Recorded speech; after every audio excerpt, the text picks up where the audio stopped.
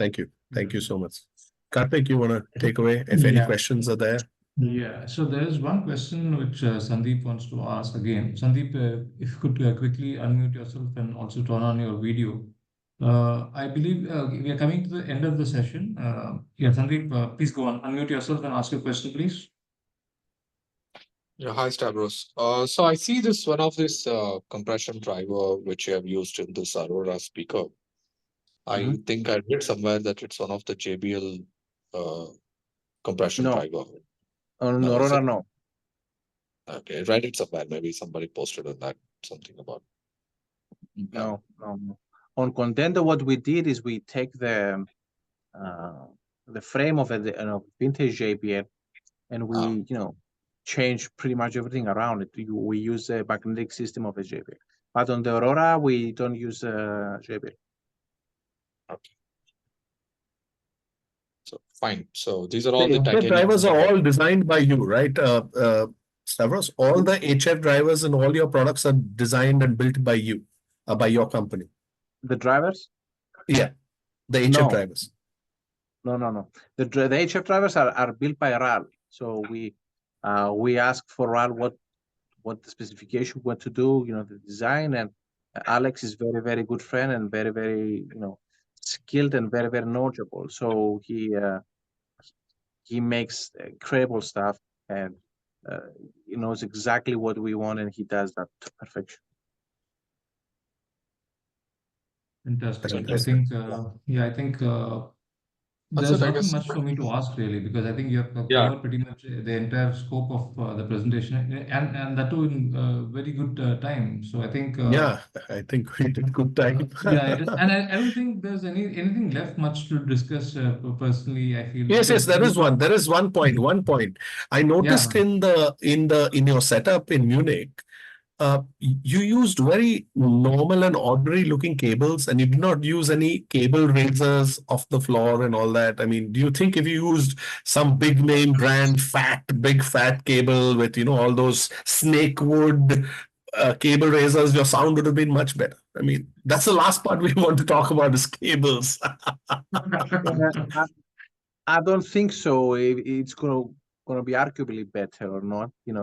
Cables are a bit of a hit and miss equalization stuff. We used a mix of commercial speakers, cables at the show from La Boca, and we use a lot of our design. We use the electric cables, which are they look do it yourself, but they have a lot of let's say sophistication behind them. They have no insulation, they have no varnish, only air insulation. So they sound pretty good. Are these copper generally? Is it like sorry, rhodium? Solid core silver. Solid core silver. Okay.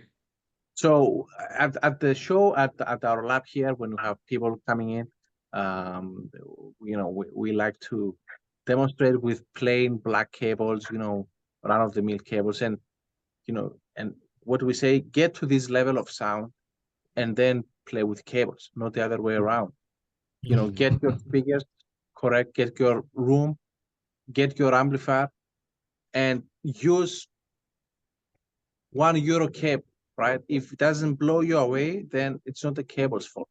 If you're going to change your cables later, it's going to be an improvement. Yeah, absolutely. Unless you use, shitty, expensive cables. Some cables are very nice. And of course, there is a difference. You can change the USB and you can hear a difference. Goes without question. Now, does that USB have to cost as much as the DAC? That's another kind of question. But in my opinion, get your system to be mind-blowing first. With normal, get rid of everything, use run-of-the-mill cables, and then start changing cables. And budget-wise, it's your wallet. Go crazy. Nobody's gonna tell you what to buy, but get your system to sound crazy good first, and then spend crazy money on cables. A lot of systems lose their way in accessories. They change this trick, that. And sometimes you get users to, be baffled and say, I lost my way. And what I tell them, throw away everything, put them in a closet, put normal cables, run of the mill, get your system to sound, great, and then try it step by step, tune it using cables. And tuning by cables is not is not It's not something science. I like, but it is there, and people like it. So go crazy, but it's not going to be your priority. Your priority is something else. I And have Stavros, there's one little secret that you've been keeping, which you've not told any of us. You've recently developed a turntable, I believe. I mean, Yeah. using some crazy technology, you're using your background in robotics and mechatronics. So we want to hear about that. When's it releasing, and what have you done that's so magical about this? Well, it's not secret anymore, so because we launched it, but it was a secret until we launched it. Nobody knew about it. Okay. I was lucky to have a look at it, and very close look at it too at the Munich show. Oh, It was wonderful, a fabulous piece of engineering. It's an engineering feat in itself. Well, it will take a few videos just for the turntable to describe what is behind it. But yeah, the turntable was, let's say, not a business decision. It was more like a vice for me, because it was something that people were asking, why don't you do a turntable? But I didn't want to do it, even though it's closer to home. I'm a motion engineer and material engineer, so it's much closer, let's say, in theory than building speakers and electronics. So over the years, when I was, I love analog, right? And whenever I saw something in the market, I always pinpoint, okay, this is wrong and this could be better. Okay, this is no. And I always had a ton of ideas in my mind. How would I do it if one day I said, no budget restrictions, no limitations in resources, how would I do it? So I had a number of ideas. It was like a vice in my mind, creating something crazy. And one day I said, okay, well, what if we push a big, huge chunk of the developing budget into this one? And that's why we went very fast from, let's say, the decision to actually having something playing, because we had a lot of, let's say, ideas developed, let's say, developed.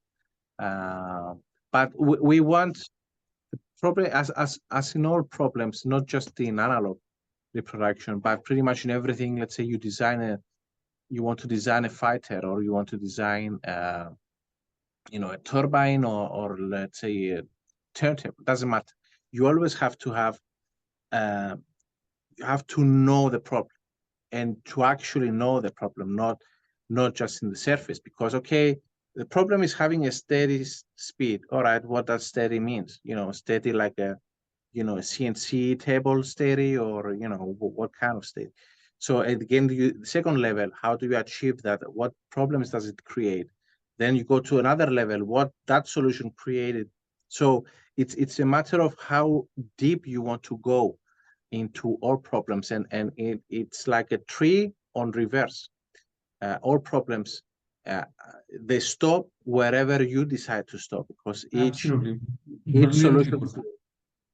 So you're engineering yourself. It's like a tree on the opposite, and the problem just spreads down, and and you decide what level you want to stop. So with this turntable, we said we don't stop. The each thing we identify and we can solve it, we will do it.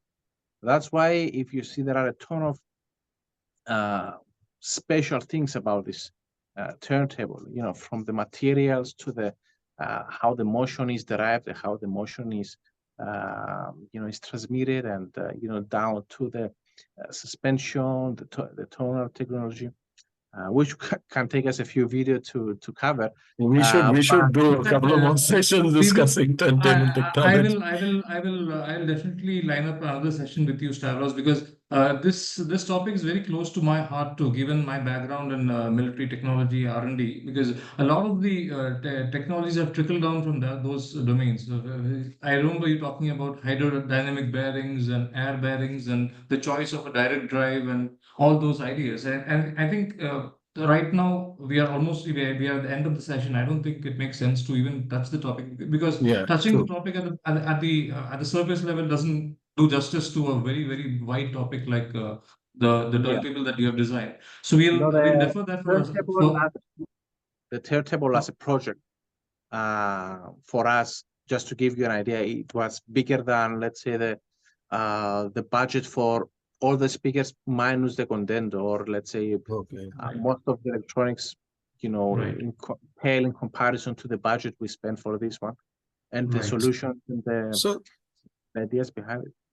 There's just one question which comes to mind, Stavros. I mean, any company, if you look at the evolution of any company, there's a genius like you in this company that is coming out with all these ideas and reinventing a lot of concepts and things. And actually, proof of the pudding is in the eating, as you've shown with the Contendo, with the amplification and all that. But when does this technology distill down and become affordable for the everyday or a common audiophile? Or, I mean, not everybody can afford a $1 million price tag for a pair of speakers. So is there any plans in the future to kind of condense this technology, maybe use parts of it and come out with affordable range of speakers, which probably mere mortals like us can afford and also enjoy? I mean, you don't have to give us everything of the content, obviously, because that's your flagship and stuff, but definitely a distilled version kind of. I mean, is there other plans for that? It's a great question, and it deserves a video, and it's called downscaling. Downscaling in design is as difficult as the original design itself. So what's the two words which are the golden rule is minimum complexity. All right. So how simple can you make something to be actually operational? So I'll give you an idea with the trial FET, for example.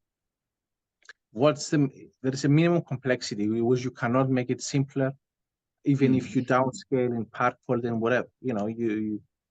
There is a minimum size and complexity which will dictate the cost. So however hard you redesign something and redevelop it, or what, there's always going to be a minimum level of you can call it. You can call it the threshold of that particular design. The threshold. Yeah. Yeah, it's a minimum complexity. So it's like, how simple can you make it until it doesn't work as it should? Yeah. So for example, with the transfer, the simplest design we could make with it is the Protos, which is many times cheaper than the top models using that technology. But however you want to call it, you cannot go lower than that one. It's the same thing, let's say, with them. Sorry. Some technologies are more flexible. For example, in some, let's say the DAC, you can make it a bit simpler. And if you want to keep some of the basic core technologies, you can make it a bit smaller. So that's a clearly business decision if you want to make a smaller one or not. Now in speakers, I said I'm never going to make a conventional speaker. So that's what's setting the minimum, let's say, cost, because complexity. If you're talking horns, that means big stuff and complex. So you can make a good horn speaker at much lower cost than what we do. Otherwise, it's going to be like crap. Pardon me. So it's a matter of not just business decision. Do I want to make something cheaper? It's a matter of, if I want to use that technology, how smaller can I make it? Or some another technology, for example, the inverted trial technology, which is one of our prides and one of my personal, favorites of the, flagship of the company. There is also minimum complexity issue there. So you cannot make something less complicated, less expensive with that technology. There's always going to be let's say, the entry level model, which will, if it's going to use that technology, so that's the minimum it can go in terms of size and parts, and which will show you the cost, indirectly. So if you're going to use, let's say, the technologies you like using and showcasing, then there is a limit. If you're going to use, let's say, more conventional stuff, then you can do some triggery, designs and scale down a bit. But if you want to keep, your stuff you're proud of, you can't, because of, again, the design doesn't allow you. In fact, I recall Stavros, Einstein is attributed to have said this particular statement that make things as simple as possible, but not any more simpler. Because the thing is, there is a threshold you can go up to, and below which you're going to essentially trivialize the entire situation. We use this quote in the CDOS page. Yeah, exactly. No, I know these quotes offhand because, exactly. Make things as simple as possible, but not any more simpler, because when trying to make it more simpler is going to trivialize the situation. So there's no point in doing that. But one beautiful idea, which in fact just came to my mind right now, just to summarize the entire session, is that despite all these like challenges and the complexity of the solution that we are talking about, the core idea in audio, or let's say in any endeavor like that we are talking about, is to make all elements of the signal chain completely disappear from the equation. So while we are talking about the complexity of these individual pieces of hardware, it's so beautiful to observe that a true system would, or let's say a really revealing system, is one where each part of the audio signal chain is ultimately going to disappear from showing its true colors, or rather it's going to completely be, like, for want of a better word, like transparent to the entire signal. So it's a beautiful idea. My opinion is that, each component, whatever it is, if it's down to a single component like a wire or a driver or a full system, is unimpeded. Don't impede the signal and don't impede what is trying to deliver, which is the music. So when I hear a system is emotional or music, no, the music itself is emotional, and the system, if it can deliver that means it's doing its job correctly. A system will not make a crazy, head bashing music emotional. Right. It has to deliver what it's intending. This is where a lot of not just systems get wrong, but a lot of users lost their way. For example, they attribute, let's say, they are more into soft music and all this, so they're more after systems that are more lush, or let's say more soft. But music is not soft, so the system has to be neutral to the point of that. If you have a ear piercing blow of trumpet, it has to be delivered, okay, regardless of if you like to be presented that way, because you cannot say that the system transmit emotion of music if you have the same monotonous, lush and soft kind of presentation. You're talking about the concept of a dynamic range, basically. I think you're talking about the ability for the system to let's say present the entire dynamic range of the content, basically. Its dynamic range is the presence and tonality, because you can have, let's say, a dynamic burst of a trumpet, but it sounds like paper. Then it doesn't sound like a paper, like a trumpet. What I'm trying to convey is that music is dynamic, not the system is dynamic. The system has to be able to not impede these dynamics, and this is you can expand this let's say philosophy down to system design. You say, oh, this circuit is dynamic. No, that circuit is not dynamic. It's less impeding the dynamic. So very well said. Let's say if you have a circuit which is an average dynamic circuit, and you just put 3,000 kilos of power supply pushing it, it's not going to sound more dynamic. The power supply's job is to not impede the dynamics. So you expand everything down to a single component. What is its job? Not to impede the signal. So that's very, very, very, very key point. Sounds very trivial and very simple, but a lot of designers do lose their way out of it, and a lot of let's say users lose their way out of what's their focus? Focus is music. You have to convey what's recorded, which is another story. What another bottleneck is.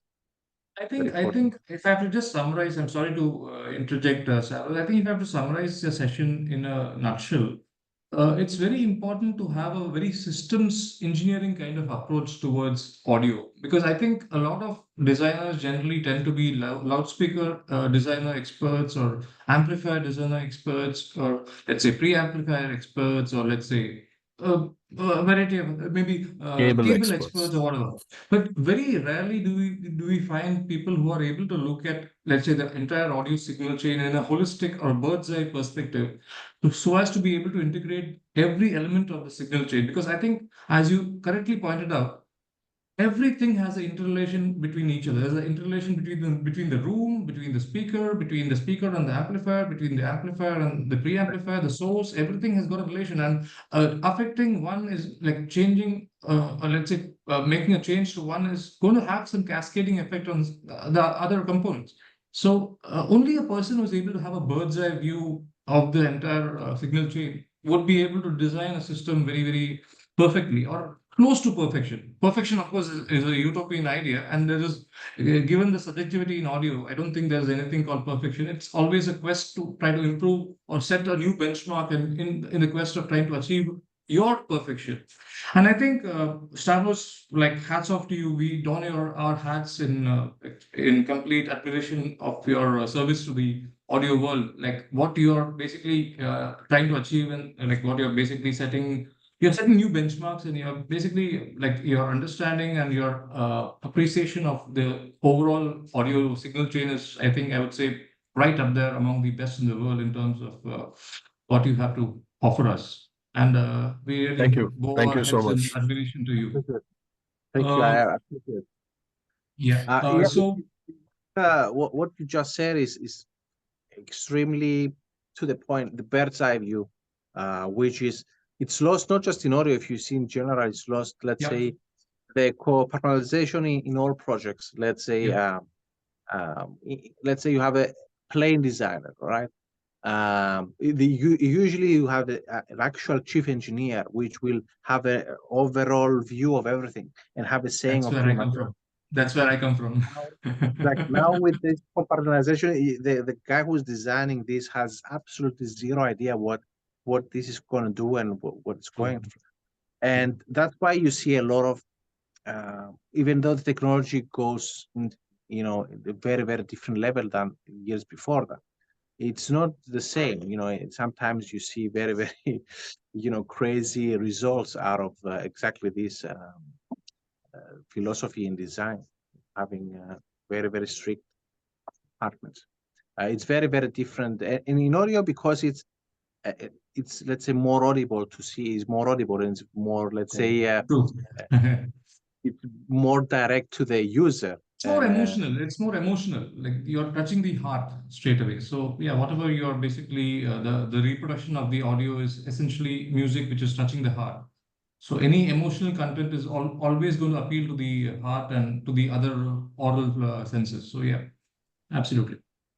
So, guys, it's about 10 o'clock out here at night. We've crossed 1.5 hours. I think how time flew, we didn't know. It's always interesting talking to a guru on the subject, because you get such insights that you never know.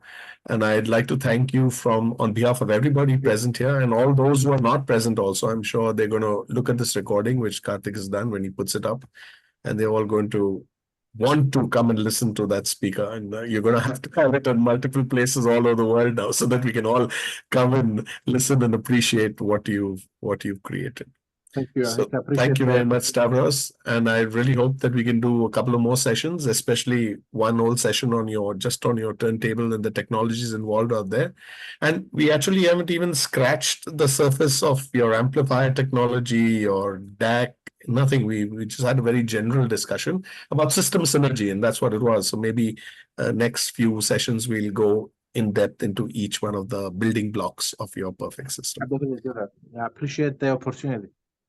Thank you. Thank you so much, Stavros. Good night. Thank you, Stavros, and thank you, Mazban, and thanks to You're everyone welcome. who has joined the session. And I will sign out right now. Thank you, Stavros. Right. Thank you. Good Good night. night to everyone. Good night. Good night. Good night.